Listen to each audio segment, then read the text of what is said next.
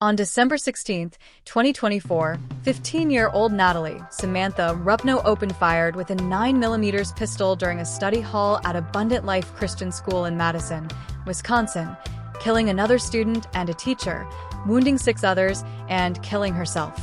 In a statement, President Joe Biden cited the tragedy and, of course, calling on Congress to pass universal background checks, a national red flag law, and certain gun restrictions. We can never accept senseless violence that traumatizes children, their families, and tears entire communities apart, Biden said. He spoke with Wisconsin Governor Tony Evers and Madison Mayor Satya Rhodes-Conway and offered his support.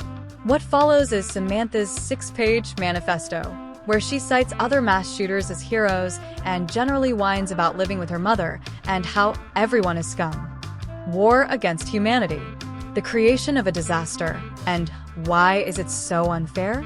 Hatred, something everyone has gotten. In a sense, some people think it's pure nothing, but because of the hate they make, it ends up killing them without knowing it, which go right ahead, I don't mind, but kinda do at the same time.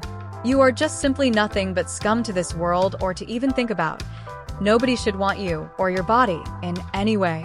I hate seeing people on a daily basis just being so sensitive. Gives me one more reason to take off my glasses. The human scum is color and the way people are raised. I've grown around people who do not care or give one single care in the world and smoke their lungs out with weed or drink as much as they can, like my own father.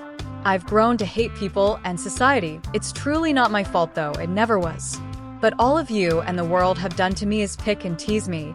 You've pushed me into a coma with no help whatsoever. Humanity is filth, and I don't like filth, nor want to live in it, nor should anyone else, and I know it follows me, and how it has followed me, and will follow everyone because of how the world is ruined.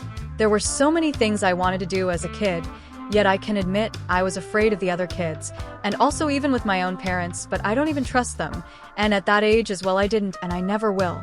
My parents are scum. There is nothing that will save them to make me think good of them ever again. No family to ever trust, and to never trust society. There is 2 people, and only 2 people I will trust, one partially, and one I would never doubt. I can agree that I don't know what I'm doing with my life, but neither did my parents or anyone around me. I have changed, and I will not go back to that ever again. I'm hardened, and I'm different. This situation, and the situation of a lifetime, is a get the fuck out moment, and don't come back. I will never go back and nag my way through life. It's not even my fault though. It's everyone else's. It has to be theirs and not mine. It's pure idiotic from people to cause this, but it's a good thing that this happens. It always is, and there will always be a reason for this and reasons for other shootings, unless it's some Indian guy who wanted to blow up just for the fun of it, which is what those people do. I find that a bit funny. Not really funny to the point I'd laugh my ass off, but still, maybe you get the point here, or maybe you don't and think I might be crazy. Maybe you'll see me as a weirdo. A freak, just as some of you do now, but I'm not. I am not like the others. I would never ever want to be like them, with how they think and what they do on a simple day.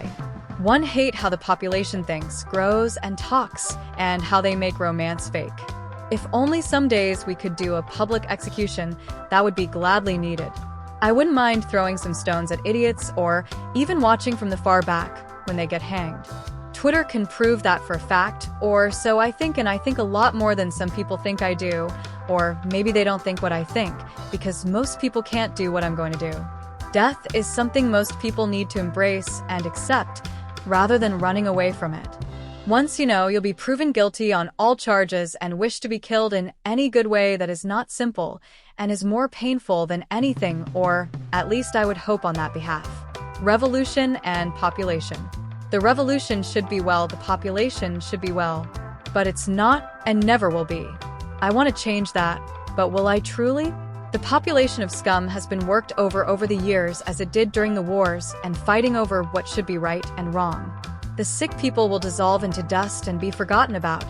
You will ruin the human population and turn into whores of filth and beings that shouldn't live. Whores and scum are things I hate the most and will always hate. You have no meaning. You and your parents should be hanged in front of everyone. Niggers though, worse, once you sleep with one you are one. I don't care who you think you are or what you've done good for this world of yours. It will never matter because you will always have no thought and no brain to continue with. I hate looking at some of the people in the society and seeing what they are and what they do with their lives. Like, how does one do that? But I know how, out of scum and just pure retardedness. I'm glad to be different and not the same as other people. I know how to be formal. I know how to use my words. Even if one get mad at you, there has always been a reason, whether or not I despise you, or just cause one can. Some of you guys really do deserve the execution punishment. Rather painful or not, you deserve to be dead, but yet doesn't the whole world deserve that? The main target has been anyone with some sort of feeling or being of knowing any action to turn you wrong and left rather than the right and the better. Either way, I will always hate humanity, and it will never be overruled. If someday it's so overruled, and I shall never see that day, and knowing how this world is and how everyone is scum of filth, nobody will ever overrule it, and all everyone will be is some worthless tiling. Out of all serious talk though, how everyone forces either religion on others or how some people just disobey the right from wrong and using the wrong for the worse. What I'm simply doing is not wrong one single bit, maybe sure to some people due to its harmful studies according to some people. The hate I get and the hate you get is mutual. You hate me and I will always hate you as well, no matter what you've done to me, but you will always have a little place of hate. I don't care what you think though, nor would I really ever. I'd rather be dead than sit in a room all day, no matter if it's school, work, or even my own room, even if I like being alone. I will never be like anyone else and ruin my mind. I am a part of the real thought and the real revolution. Terror of shooters and the right from wrong. 18-year-old Pekka Erik Avonen. November 7th, started at 11:40 of 2007. 2 years before my birthday on my birth date. One true ideal of the so-called future. The future plan of revenge from its own inspiration and more, leading more. True inspiration, a mind of thought passed on from others rather than rotting like everyone else. Simply a guy who knew what he was doing and not ruining his life, and just rather making the world a better place instead. 18-year-old Arda Kujiakaitam, also known as Skrsuik. August 12th, at 6:25 p.m. of 2024. Approximately 126 days apart from my own ending. An ultimate saint, death's maid, or not still willing to do what he did. A being of true nature, and being a word of the truth.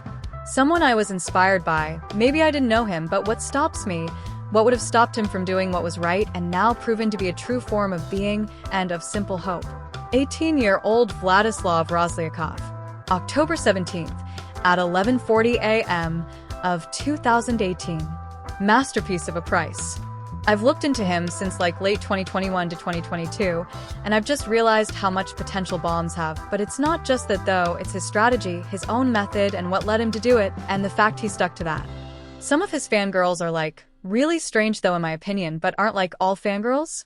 There are also others that I admire or so I'd like to say look up to and or find interesting, otherwise most aren't interesting to me, unlike those retarded fag fucks who simp over them. Like, come on, just stop.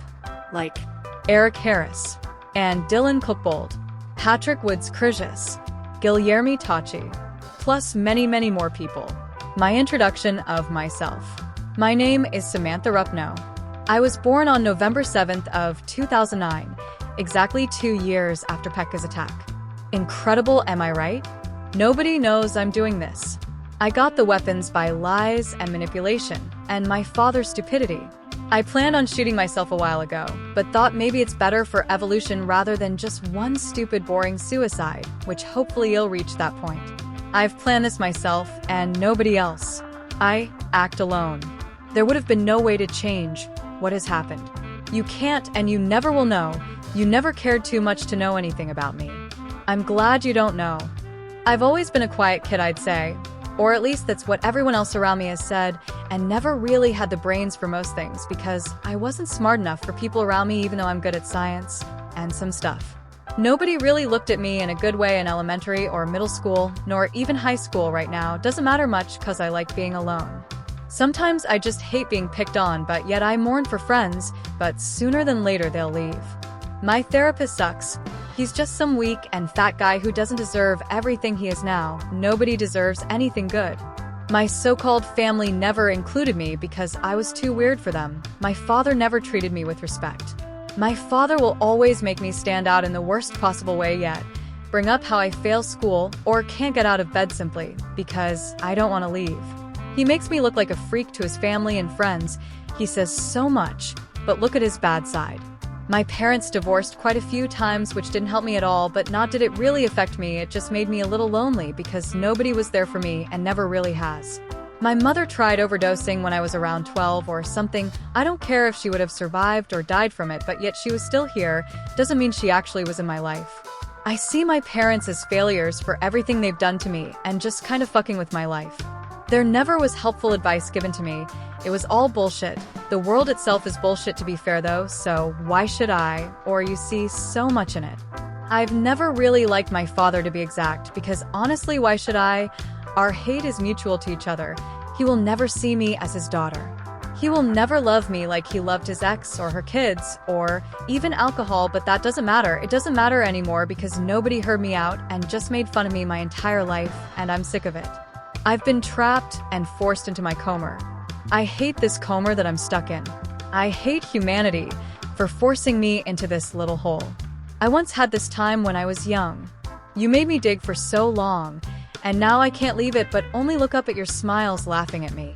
One honestly don't remember how old I was. I know one was young, but yet I remember everything that still happened because it happens every once in a while. Never have I once brought this up to a therapist, anyone, because nobody cared at that time nor will now. I saw things around me and I laid on the floor not being able to move. I was overwhelmed and tired, hard breath. Things around me felt bigger than usual, and I was faint. Once in a while I get that same feeling, just I know how to control it. That one night I begged for my mother to help me, but she was in the next room to me in her apartment where she was with her boyfriend, awake cause all I heard was her walking right past me and my room. I was the wrong child of the family. My parents admit they didn't want me, nor never did even if I've grown. I'm always the one who sat out or sat in another room because they didn't want to interact with me at any point in time. Then I stayed in my room all day during the day and night, and after, and before school as well. Doesn't help that school was a pain in my ass while getting teased and pushed around. I always got picked on for being out of pocket, as if the quietness was out of pocket for them, and just too odd or something. I moved schools. What's already happening? Picked on again, just not any worse. I know this will happen anywhere and anytime in my life, but it's annoying. I'm starting to realize you will all die and perish and be forgotten in 20 years or less. Your family will think you are a disappointment, as the hate I have for you now isn't enough. I want to hate to tear you apart, but yet won't happen because you are the reason hate is a thing and will always continue to be a thing. I am not hate. I am simply pointing this out. You and the system will always suck. Therefore, we need revolution. Nobody understands that though, nor do people understand the fact that they probably sat next to me in class and never thought a single word about me nor ever really thought to.